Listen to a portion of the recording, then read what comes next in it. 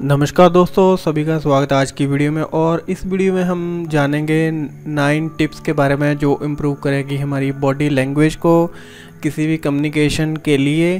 तो सबसे पहले जो टिप है वो है आपको प्रैक्टिस करनी होगी स्माइलिंग की।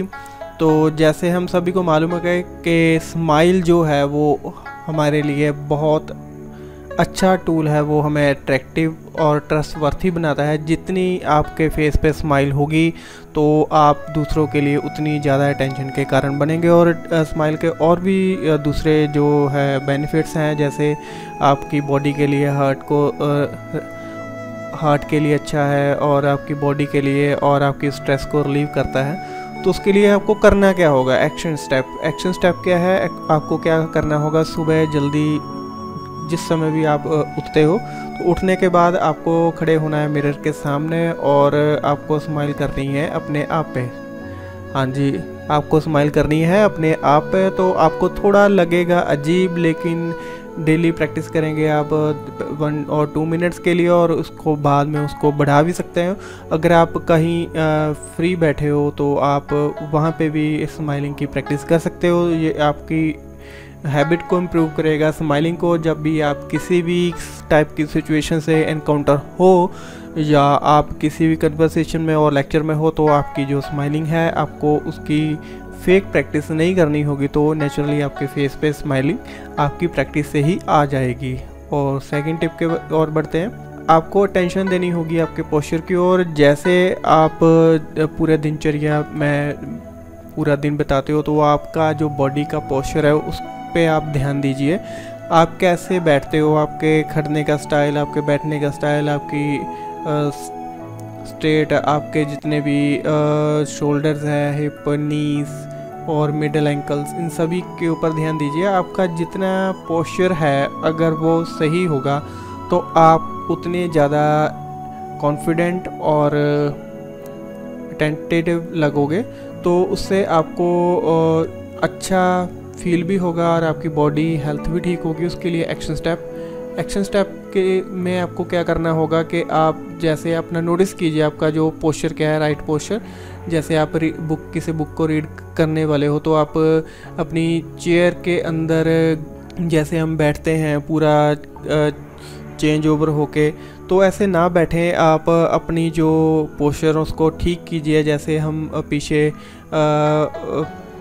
बैक के साथ अपनी बैक लगा के बैठते हैं और हमारे जो दोनों पाँव हैं वो ज़मीन के साथ और एक पर्टिकुलर एंगल के ऊपर हम झुककर बैठते हैं। तो वैसे तो जितना ये आप अच्छा प्रैक्टिस करेंगे तो आपका जो पोस्चर है वो ठीक होता जाएगा और आपकी जो बॉडी की पोजीशनिंग है वो भी अच्छी होती जाएगी। अपने आप को आप मिरर में देखें और जितनी भी आपको एडजस्टमेंट्स लगे कि आपको करनी चाहिए आप उनकी प्रैक्टिस कीजिए और उनके करने की कोशिश ज़रूर कीजिए। तो नेक्स्ट है पावर पोज। तो पावर पोज आपके लिए काम करता है आपको बूस्टअप करने के लिए, आपको कॉन्फिडेंट और अच्छा दिखाने के लिए। तो आपकी परफॉर्मेंस पे भी बहुत ही इम्पेक्ट करता है। तो आपको खोजने होंगे बहुत सारे पावर पोजेस में से आप प्रैक्टिस कीजिए आप कौन से पावर पोज को आप अडॉप्ट करना चाहेंगे, तो उसकी प्रैक्टिस से आप कर पाएंगे बेटर। आप 2 और 3 पावर पोज सेलेक्ट कर सकते हैं और उनकी प्रैक्टिस कर सकते हैं, और उनकी प्रैक्टिस से आप किसी भी प्रोफेशनल सिचुएशन में आप उन पावर पोज को यूज़ कीजिए और उनकी प्रैक्टिस आपको बना देगी आगे से बेटर। आगे है एंगेज्ड बॉडी लैंग्वेज। ये हमारे इंटरेक्शन के काम आते हैं जब भी हम किसी से मिलते हैं। जैसे आप किसी को भी इम्प्रेस करना चाहें, चाहे वो किसी लड़की को हो, तो उनसे मिलने के दौरान आप जो भी जेस्चर, स्माइलिंग एंड नोडिंग जो भी आप यूज़ करते हैं वो इसी में आ जाता है। तो आपको पहचानना होगा आप कहाँ पे हैं अच्छे, और अपने एक्सप्रेशन को और मूवमेंट्स को आपको इम्प्रूव करना होगा। तो जितना आप इन एंगेजिंग बॉडी लैंग्वेज साइंस पे ध्यान देंगे और उतना आपका कम्युनिकेशन हो जाएगा अच्छा, और आप अच्छा कर पाएंगे बॉडी लैंग्वेज में। और कन्वर्सेशन के दौरान आप प्रैक्टिस भी करते रहे इनकी जब तक कि आप कॉन्फिडेंट फील ना करें इनको यूज़ करने में। आगे जो फिफ्थ पॉइंट है वो है remember your arms and legs, और आप अपने हाथों और पाँव के बारे में अच्छी तरह से जान लीजिए। आपका जो बॉडी पोस्चर है वो बता देता है आपकी टेंशन्स को। जैसे अगर आप क्रॉस लेग्स के साथ बैठे हैं तो आप शो होते हैं कि आप डिफेंसिव और सेल्फ प्रोटेक्टिव एटीट्यूड रखने वाले हो, और क्रॉसिंग आर्म्स के साथ अगर है तो अगर अब आप बार बार अपने हाथ को हिला रहे हैं, अपने पैर को हिला रहे हैं, जो आप टैप कर रहे हैं अपनी फिंगर के साथ, तो ये आपकी जो नर्वसनेस को शो करता है। तो आपको इसके बारे में जानना होगा। तो उसके लिए आपको सबसे पहले क्या करना होगा और इसका एक्शन स्टेप क्या है, आप सबसे पहले तो ध्यान दीजिए आप उन सिचुएशंस में आपके और इसका एक्शन स्टेप है, सबसे पहले तो आप ध्यान दीजिए आप उन सिचुएशंस में अपने हाथों और पैरों को कैसे रखते हो। अगर आप क्रॉस रखते हो तो आप दूसरे लोगों के साथ थोड़ा कन्वर्सेशन करें और उनका ओपिनियन ले अपने बारे में, और उनको चेंज करने की करिए कोशिश। और कोशिश करने के बाद कोशिश कीजिए अपने हाथों को आप रखें अपने लैप में और सीधे बैठिए, सीधा बैठ के आप आई कांटेक्ट बनाने की करिए कोशिश। हो सकता है वे आपकी बॉडी लैंग्वेज को कर दे अच्छा। तो बढ़ते हैं नेक्स्ट स्टेप की ओर, वो है हैंडशेक। जब भी हम किसी से मिलते हैं वो बेसिकली हम करते हैं हैंडशेक। ज़रूरी है सभी के लिए, चाहे वो है मेल चाहे फीमेल। ये दिखाता है हमारे कॉन्फिडेंस को, और छोटा सा हैंडशेक और उसके साथ एक लिटिल आई कांटेक्ट। लेकिन अगर आप किसी के हाथ को पूरी तरह से दबा के मसलने की कोशिश करते हो, वो आपके नेगेटिविटी को दर्शाता है, तो कोशिश करिए ऐसा ना करें।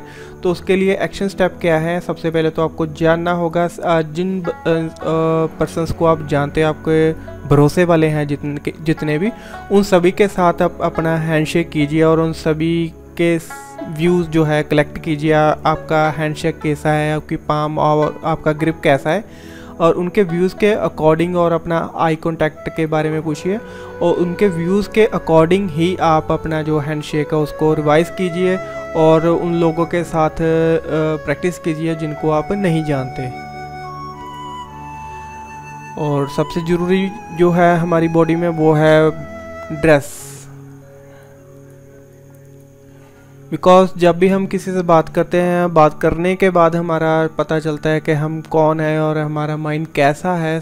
उससे पहले जो काम आती है वो आती है हमारी अपीयरेंस अच्छी नहीं होगी तो आप कितना भी अच्छा कर लो, कहीं ना कहीं कोई ना कोई कमी रह जाएगी।